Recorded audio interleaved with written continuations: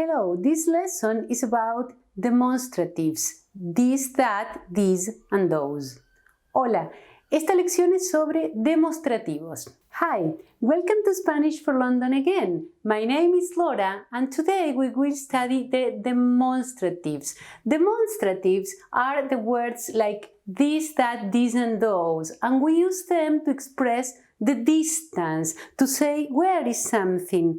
If it's here, there, or over there. According to this, we say this table, or that table over there. We use demonstratives also to express the distance related to time. When we say something that happens today, we say this day, but when something happened in the past, we say that day. So we use them also to express time. Okay, let's see. In English, we have two possibilities. This or that in the singular, en el singular, or these and those in the plural, en el plural. But in Spanish, we have three words, not only two. Why? Because we say a word for aquí. Aquí means here. So when something is here, we use one set of words. When something is there, ahí, we use another set of words. And finally, when something is over there, allí, we have another set of words. So remember, aquí means here. I am here. Estoy aquí. Ahí means there. You are there. Tú estás ahí.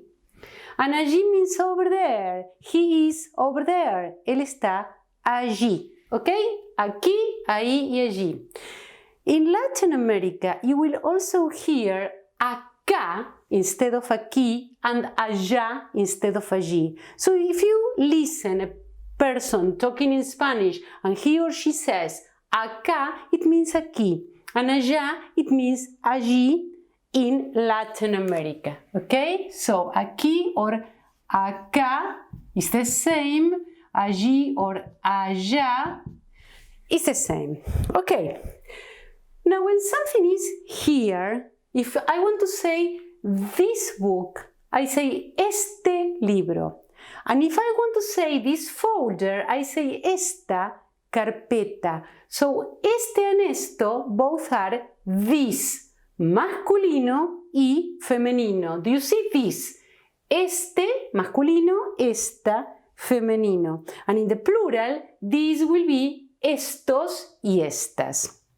Then, if something is there, ahí, I will say that book or that folder, ese libro o esa carpeta. Ese and esa means that. And esos y esas mean those. Okay? So, ese libro, esa carpeta. And finally, when I want to say that book over there or that folder over there, we say aquel libro, that book over there, or aquella carpeta, that folder over there. Do you notice that in English we need 4 words to say the same, but in Spanish we use also only 2 words. That is because we have a specific word, but in English we don't have a specific word. We have only that for ese, esa, and for aquel, aquella. So we need to say something else to distinguish between that and that over there. That's why we need 4 words, but in Spanish we have only 2. Okay? So, este, esta, ese, esa, aquel, aquella, and in the plural, en el plural, estos, estas, esos, esas, aquellos, aquellas. Okay?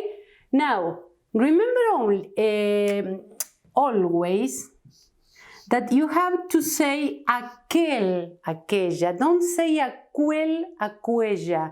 When you see the U after the Q in Spanish, this U is absolutely always mute.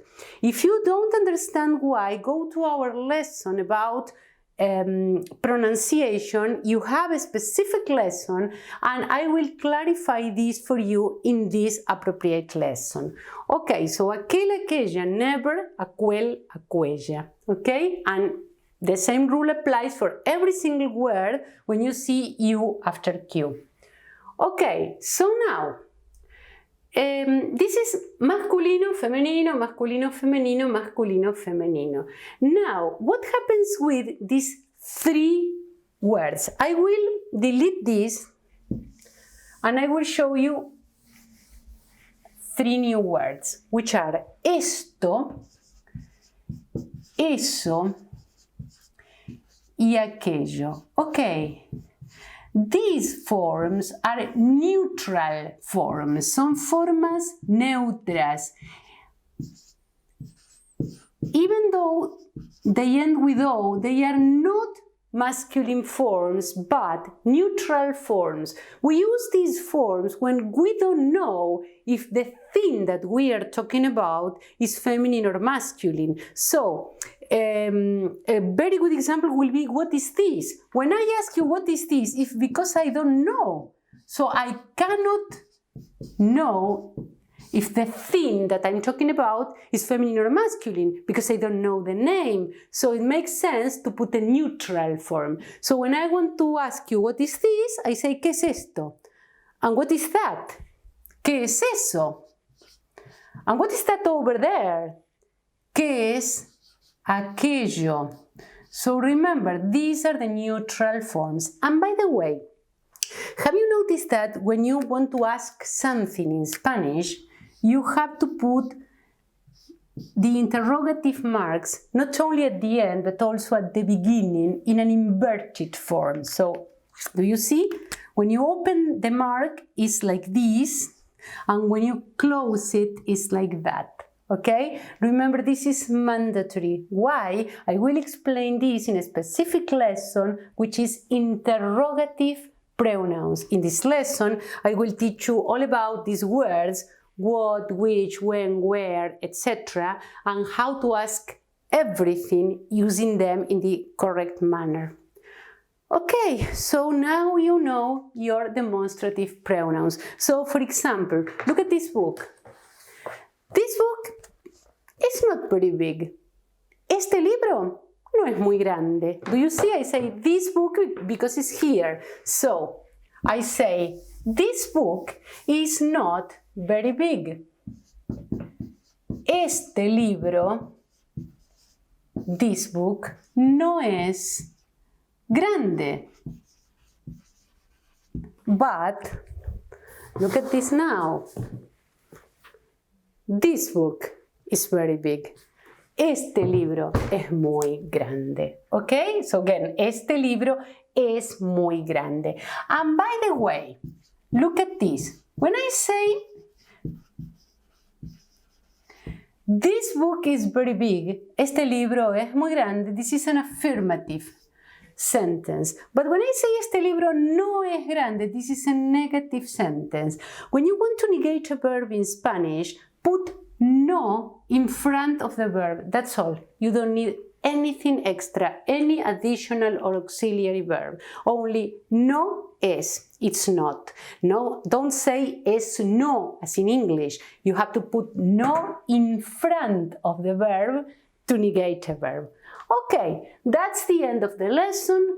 Practice this vocab, put different objects in your house and say, this book, este libro, that table, esa mesa, that door over there, aquella puerta. And remember to respect the agreement between words. If you put aquella, femenino, you have to say puerta, femenino. So that door over there, aquella puerta.